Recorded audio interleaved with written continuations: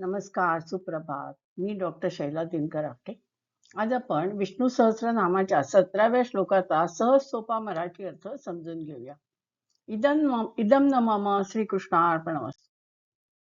श्लोक असा आहे: उपेंद्रो वामनः प्राशु अमोघः शुचिरूर्जितः अतींद्रः संग्रह सर्गो धृतात्मा नियमो यमः. उपेंद्र असा पहिला शब्द आहे. उप इंद्र म्हणजे जो इंद्राच्या वर आहे असा एक त्याचा अर्थ होऊ शकतो. म्हणजे इंद्र किंवा इतर सगळ्या देवता ज्या आहेत त्यांच्यावरती असणारा, त्यांच्यावरही सत्ता चालवणारा किंवा सत्ता असणारा तो उपेंद्र म्हणजे अर्थातच भगवंत. आता इंद्र म्हणजे इंद्रियांचा राजा म्हणजे मन. त्या मनाची सगळ्या इंद्रियांवरती सत्ता चालते, बरोबर आहे. पण मनावर कुणाची सत्ता चालते, मनावर कोण नियंत्रण करतं, तर आत्मा. आणि हा आत्मा हा भगवंतांचा अंश आहे, म्हणजेच तो अर्थात विष्णूचा अंश आहे. म्हणून उपेंद्र म्हणजे विष्णूचं दुसरं नाव उपेंद्र, इंद्रावरती नियंत्रण करणारा. दुसरा उपेंद्रचा अर्थ असू शकतो इंद्राचा अनुज, इंद्राचा धाकटा भाऊ. कारण इंद्राची आई म्हणजे अदिती आणि भगवंतांनी अदितीच्या पोटी वामन म्हणून अवतार घेतला होता, 5वा अवतार. तर या अर्थाने भगवंत हे इंद्राचे अनुजही झाले. या अर्थाने सुद्धा उपेंद्र हे नाव लागू पडतं. वामन अवतार हा भगवंतांचा 5वा मानवी अवतार आहे. आणि हा वामन याचा अर्थ वामन म्हणजे खूप छोटा होता, छोटं ज्याचं शरीर आहे, बटू रूपामध्ये जो आलेला आहे तो. तर बटू रूपामध्ये वामनाने बलिराजाकडे 3 पावलं जमीन मागितली आणि या 3 पावलामध्ये त्यांनी पृथ्वी, स्वर्ग आणि पाताळ हे सगळं काबीज केलं. या अवतारात भगवंतांनी बालीचा वाढता अभिमान तपासला म्हणून तो वामन. त्यांनी बलीच्या मनामध्ये जास्त अभिमान जागृत झाला होता. हा मी काय मागशील तेवढं मी सगळं देईन आणि माग तुला काय मागायचं ते. तर या छोट्या बटूनी मागितलं की मला 3 पावलं जमीन दे. पण त्या 3 पावलामध्ये त्यांनी स्वर्ग, पृथ्वी आणि पाताळ सगळं काबीज करून टाकलं. तर हा वाली जो आहे हा सगळ्यांच्या शरीरामध्ये लहान रूपात म्हणजे सूक्ष्म रूपामध्ये स्थित आहे. आणि म्हणून भगवंतांचं नाव वामन. कुटस्थोक्षर उच्चते असं म्हटलं त्याने. दुसरा शब्द आहे प्राशु. प्राशु म्हणजे सगळ्यात उंच. म्हणजे वामन म्हणजे जसा बुटका किंवा छोटा, तसं प्राशु म्हणजे सगळ्यात उंच. आता वामन रूपामध्येच भगवंतांनी जेव्हा बळीराजाकडून वचन मिळवलं तेव्हा त्यांनी मोजमापाला सुरुवात केली. आता मी 3 पावलं भूमी मापतो. तर मोजमाप करताना त्यांनी काय केलं, भगवंतांनी वैश्विक रूप धारण केलं. त्यांनी अफाट रूप धारण केलं, मोठं रूप, अजस्त्र रूप धारण केलं आणि पृथ्वी, स्वर्ग आणि पाताळ हे सगळं पादाक्रांत केलं. या रूपाचं वर्णन करताना म्हटलंय की सूर्य आणि चंद्र हे त्याचे डोळे होते आणि सगळं विश्व त्याच्यामध्ये सामावलेलं होतं. आणि भगवान हळूहळू खूप उंच झाले म्हणून त्यांचं नाव आहे प्राशु. प्रांशु असं नाव आहे, प्राशु नाही. अमोघा. आता मोघ असा शब्द आपण घेतला तर मोघ याचा अर्थ व्यर्थ. आपण सामान्य माणसं सगळी जी कर्म करतो ती सगळी व्यर्थ असतात. म्हणजे त्याचा काही तेवढा काय म्हणता येईल, महान हेतू असतो असं नाही. आपल्या आशा, कर्म, ज्ञान हे सगळं व्यर्थ होत. कारण का की ते अज्ञानाने मिश्रित आहे म्हणून व्यर्थ आहे. गीतेमध्ये म्हटलेले मोघाशा मोघ कर्माणो मोघ ज्ञाना विचक्षणा. म्हणजे आशा, कर्म, ज्ञान हे सगळं मोघ आहे म्हणजे व्यर्थ आहे जोपर्यंत आपण भगवंतांचं अनुसंधान साधत नाही.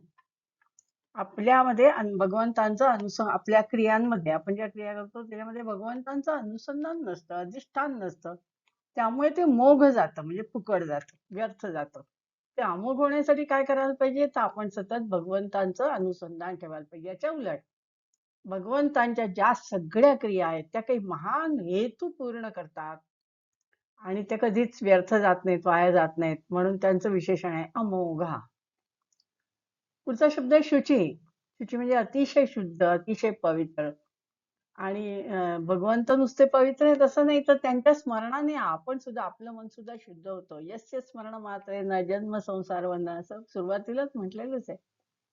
कोणत्याही पदार्थात जेव्हा एखादी दुसरी वस्तू मिसळली जाते तेव्हा ते अशुद्ध होतं. म्हणजे सोन्यामध्ये जेव्हा तांबं मिसळलं जातं दागिने करण्यासाठी, तेव्हा ते सोनं अशुद्ध होतं. पण एरवी सोनं हे शुद्धच आहे. तसा आत्मा हा निर्मळच आहे किंवा परब्रह्म हे अतिशय शुद्धच आहे. त्याच्यामध्ये जेव्हा पृथ्वी, आप, तेज, वायू ही पंचमहाभूत मिसळून त्याची भूत तयार होतात किंवा सर्व प्राणी मात्र तयार होतात, तेव्हा त्याच्यामध्ये भेसळ होते. पण परब्रह्मामध्ये काही मिसळ असूच शकत नाही. ऊर्जित हा याच्यातला उ बघा, हा उ दीर्घ आहे. ऊर्जित हा ज्याच्याकडे असीम अत्यंतिक शक्ती आणि ऊर्जा आहे असा कोणता? अर्थातच भगवंत.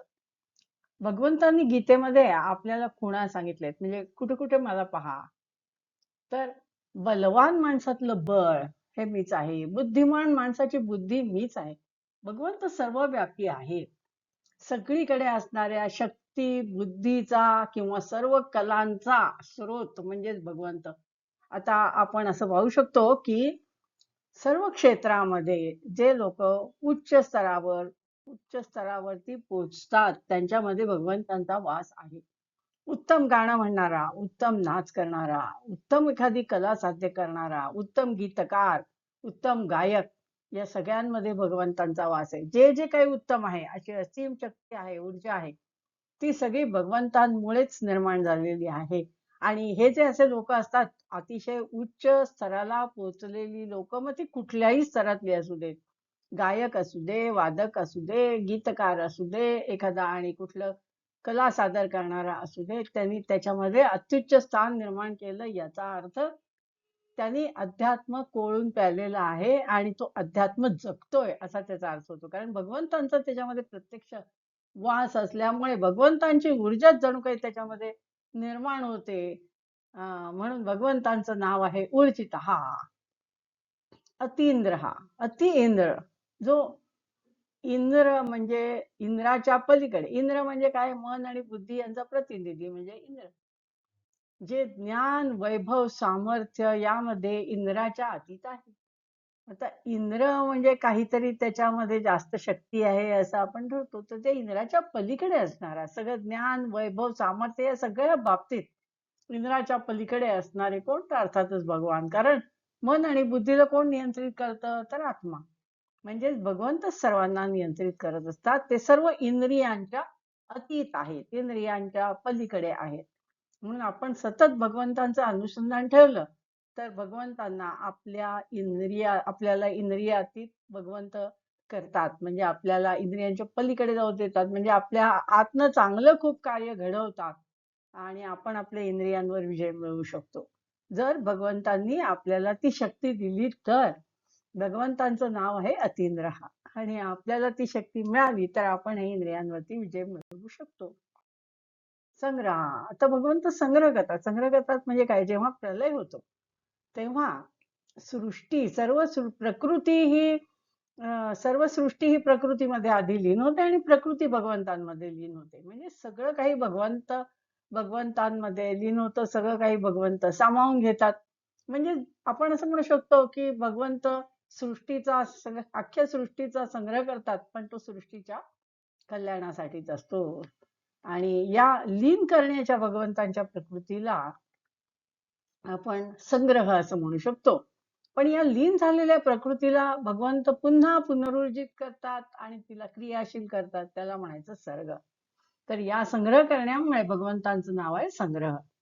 यालाच असं एक सुंदर उपमा दिलेली आहे, प्रेम आणि एकात्मतेचे विशाल आलिंगन. म्हणजे असं म्हणू शकतो की भगवंत सख्या सृष्टीला प्रेमाने एकत्वाने विशाल आलिंगन देतात आणि सगळ्यांना आपल्यामध्ये सामावून घेतात.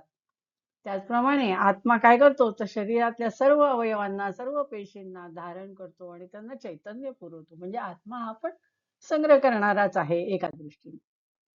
आता सर्ग. आता भगवंतांनी सगळी सृष्टी निर्माण केली, स्वतःच स्थूल आणि सूक्ष्म रूपात प्रगटीकरण केलं, हाच सर्ग. म्हणजे जेव्हा भगवंतांच्या मनामध्ये जेव्हा असं निर्माण झाली की निर्माण झाली इच्छा की एकोहम बहुश्याम, तर तेव्हा त्यांनी सर्व सृष्टीचं निर्मितीकरण केलं त्यांनी स्थूल सूक्ष्म सगळ्या रूपामध्ये स्वतःच प्रगटीकरण केलं. याला म्हणायचं याला म्हणायचं सर्ग. आणि जेव्हा भगवंत सगळं स्वतःमध्ये सामावून घेतात त्याला म्हणायचं विसर्ग. अशा सर्ग आणि विसर्ग या क्रिया भगवंतांच्या श्वासोच्छवासाप्रमाणेच चालू असतात. म्हणजे ह्याच्यामध्ये अननॅचरल काही नाही, हे सगळं नॅचरली चालू असतं. स्वभावतः निसर्गतः चालू असतं. पण आपल्याला ते समजण्याच्या पलीकडे जातं. कारण काय की आपला जो काही जीवनाचा प्रवास आहे किंवा आपला जीवनाचा जेवढा स्पॅन आहे, काय अगदी 100 वर्ष म्हटलं तरी तो खूपच छोटा आहे. त्यामुळे आपल्या जीवनामध्ये आपण हे सगळं पाहू शकत नाही. त्यामुळे आपल्याला त्याची कल्पना येत नाही. गीतेमध्ये म्हटलेलं आहे, सर्व भूतानी कौंतेय प्रकृतीम यांती मामिकाम कल्पक्षये पुनस्तानी कल्पादौ विसृजाम्यहम. म्हणजे मी निर्माण करतो आणि मग नंतर सगळं माझ्यामध्ये सामावून घेतो. विसृजाम्यहम. धृतात्मा पुढचा शब्द आहे धृतात्मा. धृत आत्मा म्हणजे जो जन्म मृत्यू इत्यादी विकार आहे, कुठल्याही विकाराच्या पलीकडे आहे भगवंत. जन्म मृत्यू हे एक्स्ट्रीम विकार आहेत, तर त्या विकारांच्याही ते पलीकडे आहेत. हे विकार त्यांना संभवत नाहीत. त्यांच्या स्वरूपामध्ये कुठल्याही प्रकारचा बदल होत नाही. आता आपण विकारी आहोत कारण आपल्यामध्ये भेसळ आहे. आपल्यामध्ये फक्त आत्मा नाही आहे, आपल्यामध्ये पंचमहाभूत आहेत, मन बुद्धी अहंकार हे सगळं त्याच्यामध्ये कुंपून भरलेलं आहे. म्हणजे त्याच्यामध्ये विकार आहेत. त्यामुळे आपल्या याच्यामध्ये स्वरूपामध्ये बदल होतो आणि आपला नाशही होतो किंवा आपल्याला जन्म मृत्यू हे विकार संभवतात. पण तसं भगवंतांना नाही. परब्रह्म जे आहे ते जसंच्या तसंच राहतं. त्याच्यामध्ये काहीही बदल होत नाही. सर्ग विसर्ग झाला तरी. म्हणजे थोडक्यात सर्ग विसर्ग हा असं म्हणता येईल की भगवंतांचा श्वासोच्छ्वास आहे. श्वासोच्छ्वास चालला म्हणजे काही त्याच्यामध्ये बदल झाला का? नाही झाला. आता पुढचा शब्द आहे नियमः. भगवंतांनी सृष्टी जी निर्माण केली, तर ती सृष्टी निर्माण केल्यानंतर तिचं नियमन कोण करणार? तर ते नियमही तेच करतात. आणि हे नियमन करण्यासाठी त्यांनी काही नियम घालून दिले. तर उदाहरण द्यायचं झालं तर कुठले नियम? तर पृथ्वी स्वतःभोवती फिरते, सूर्याभोवती फिरते. त्याच्यानंतर आपण असं म्हणू शकतो की सूर्य ठराविक वेळेला उगवतो, ठराविक वेळेला मावळतो. म्हणजे अर्थात तो पृथ्वीवरती त्या भागामध्ये तो उजेड देतो, दुसऱ्या भागामध्ये अंधार करतो. हे सगळं म्हणजे नियमितपणे चालू असतं. सागराला भरती येते, ओटी येते, हे सगळं. पण सागर आपलं म्हणजे त्याचा जो विस्तार आहे तो कमी जास्त करत नाही, तो तेवढाच राहतो. त्याची मर्यादा ते ओलांडत नाही. हे सगळे नियम आहेत भगवंतांनी घालून दिलेले. पण नियम म्हणजे काय? नियम म्हणजेच भगवंत. भगवंतांनीच हे सगळं निर्माण केलेलं आहे. भगवंतांचीच निर्मिती आहे. आता आपण तसं बघितलं तर 5 प्रकारचे नियम आहेत. कुठले कुठले नियम? शौच, तृप्ती. शौच म्हणजे अत्यंत शुचिता, पवित्रता म्हणजे शौच. तृप्ती, कायम समाधानी असणे. कुठल्याही गोष्टी मध्ये आपल्याला इच्छा न राहणे, आपण सदैव तृप्त राहणे म्हणजे तृप्ती. तपश्चर्या, तप आचरण करणे. तप आचरण करणे. तप म्हणजे काय? वेगवेगळ्या प्रकारचं तप असू शकतं. तर सर्व प्रकारचं तप ह्याच्यामध्ये गणलं जाईल. स्वाध्याय, स्वाध्याय म्हणजे मोक्षशास्त्राचे पठण. म्हणजे आपण काही ज्या आध्यात्मिक ग्रंथांचं वाचन करतो, काही पठण करतो किंवा प्रणवाचा जप करतो, ओंकाराचा जप करतो किंवा वेगवेगळ्या एखाद्या दिलेल्या मंत्राचा जप करतो, ते सगळ्याला स्वाध्याय असं म्हणता येईल. आणि ईश्वर प्राणिधान म्हणजे काय? सर्व कर्मांचं देवाला समर्पण. म्हणजे आपण जी काही कर्म करू ती श्रीकृष्णार्पणमस्तु म्हणायचं किंवा श्रीकृष्णाला अर्पण करायची. श्रीकृष्णा प्रित्यर्थ सर्व कर्म करायची, म्हणजे त्याचं फळ उगवणार नाही. हे 5 प्रकारचे नियम आहेत. हे भगवंतांनी घालून दिलेले आहेत.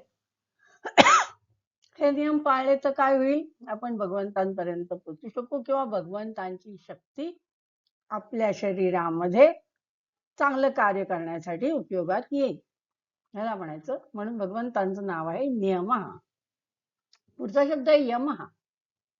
तर यम नियम असं जोडीने आपण म्हटलं जातं. तर यम आणि नियम या 2 शब्दांचा अर्थ बघितला तर तो नम्रता आणि तपश्चर्या याचं प्रतीक आहे असं म्हणता येतं. भगवंतांमध्ये तुम्हाला ऐकून माहिती असेल की श्रीकृष्णामध्ये 16 कला होत्या. 16 कला म्हणजे 16 विद्या, 16 प्रकारची प्रवीणता भगवंतांमध्ये होती. आपल्या मनुष्य रूपांमध्ये काही लोकांच्याकडे काही कला असतात. म्हणजे एखादी कला एखाद्यामध्ये असते, एखाद्यामध्ये 2 असतील, 3 असतील, पण भगवंतांमध्ये 16 कला म्हणजे सगळ्या कलांमध्ये ते प्रवीण. तर यम याचा अर्थ संयम. कशा प्रकारचा संयम? तर 5 प्रकारचा संयम मानला आहे. अहिंसा. अहिंसा म्हणजे कुणाची हत्या न करणे हे तर सरळच आहे.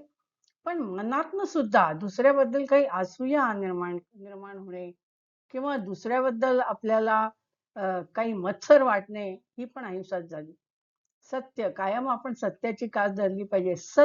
कारण का की सत हे भगवंतांचं रूप आहे म्हणून सत्य. अस्तेय अस्तेय म्हणजे चोरी न करणे. तर चोरी म्हणजे काय ऍक्च्युली जाऊन त्या माणसाची एखादी वस्तू आपण पळवून आणले म्हणजे ही चोरी आहे आपल्याला माहितीये. पण दुसऱ्याच्या मालमत्तेची लालसा ही न बाळगणं म्हणजे याच्याकडे एवढं आहे का बापरे हे मला मिळालं तर बरं होईल अशी इच्छा जरी मनात आली तरी ते चोरी करण्याचं आहे. त्याला अस्तेय म्हणतात. ब्रह्मचर्य तर आपल्या सगळ्यांना माहिती आहे. आणि अपरिग्रह. अपरिग्रह म्हणजे आपल्याकडे जेवढं आहे जे आपल्याला लागतंय तेवढं भगवंत म्हणतात वापरा ना, तुम्हाला जे लागतंय तेवढं वापरा. पण जे तुम्ही वापरत नाही, ज्याची तुम्हाला गरज नाही, त्याच्यावर तुमचं जे मन गुंतलेलं आहे ना, ते काढून टाका. ते जाऊ दे. त्याला म्हणायचं अपरिग्रह व्रत. तर हे जे यम आहेत, म्हणजे हा जो संयम आहे, हा भगवंतांमध्ये आहेच. आपल्यामध्ये यातला एखादा गुण जरी आला तरी आपण स्वतःला धन्य मानू शकू. हे सगळे संयम भगवंतांमध्ये ठासून भरलेले आहेत. म्हणून भगवंतांचं नाव यम. हा थोडक्यात या श्लोकामध्ये असं सांगितलंय की भगवंत म्हणजे कोण की जो मनावर नियंत्रण करणारा आहे. हा अतिशय लहान स्वरूपात बटू स्वरूपात म्हणजे वामन स्वरूपात अवतीर्ण झाला आणि तसाच तो आपल्या शरीरामध्ये सर्वांच्या शरीरामध्ये लहान रूपामध्ये सूक्ष्म रूपामध्ये स्थित आहे. तसाच तो प्रांशुही आहे म्हणजे खूप उंच पण आहे. भगवंतांच्या सर्व क्रिया म्हणजे एकाच वेळेला सगळ्यात छोटं सूक्ष्म रूप आणि एकाच वेळेला विशाल रूप भगवंत घेऊ शकतात म्हणून त्यांना वामना प्रांशु म्हटलेलं आहे. भगवंतांच्या सर्व क्रिया या नेहमी सर्व काही महान हेतू पूर्ण करणाऱ्या असतात. अमोघा जो अतिशय शुद्ध आणि पवित्र आहे, ज्याच्याकडे असीम शक्ती आणि ऊर्जा आहे म्हणजे ऊर्जितः, जो ज्ञान वैभव सामर्थ्य यामध्ये इंद्रियांच्या अतीत किंवा पलीकडे आहे.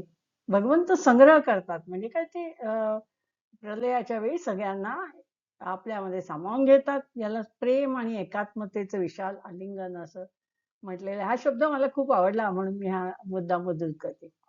स्वतःच स्थूल आणि सूक्ष्म रूपामध्ये भगवंतांनी प्रगटीकरण केलेलं आहे. ह्याला म्हणायचं सर्ग. जो जन्म आणि मृत्यू इत्यादी रहित आहे, इत्यादी विकार रहित आहे असा भगवंत. आणि यम नियम हे खरे तर नम्रता आणि तपश्चर्याचे प्रतीक आहे. पण हे सगळे गुण यम जे संयम जे आहेत 5 प्रकारचे संयम आणि 5 प्रकारचे नियम हे सगळे भगवंतांमध्ये आहेत. म्हणून भगवंतांचं नावच यम आणि नियम असं म्हणताय. धन्यवाद.